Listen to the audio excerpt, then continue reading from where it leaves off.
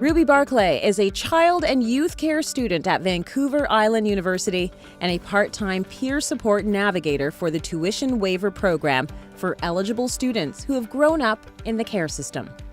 Ruby designed the navigator position first as a practicum placement and then successfully advocated for the university to fund this critical role.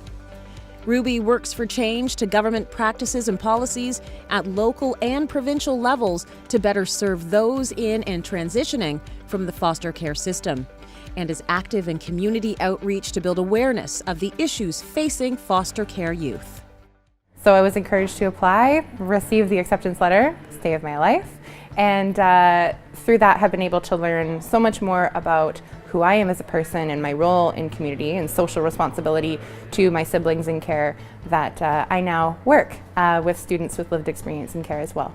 The more that we engage in conversations about innovative approaches to supporting our economy to be more resilient, one of the focuses of our federal government right now, I'm hoping one day that there's a national strategy for anyone who's experienced government care anywhere in Canada to be able to pursue education at any university within Canada as well.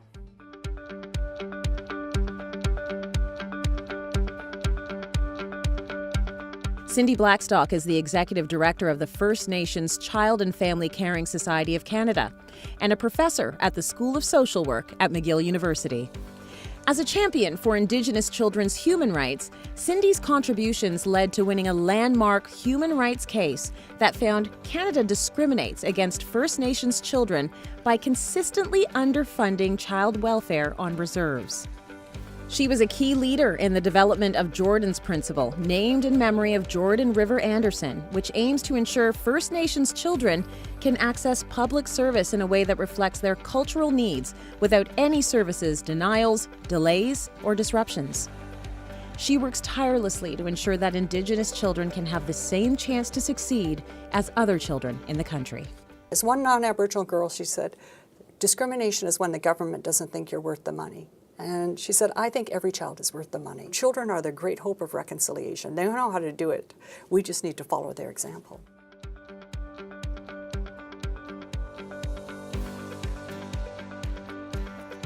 Karen Kennedy is the president and CEO of Boost Child and Youth Advocacy Centre in Toronto.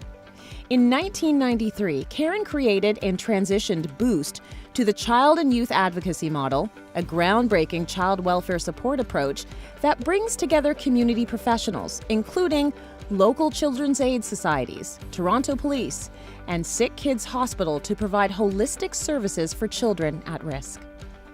The center promotes excellence in child welfare, abuse investigations, and support, including child trauma therapy, caregiver support, and training, research, and collective response to protecting children from abuse.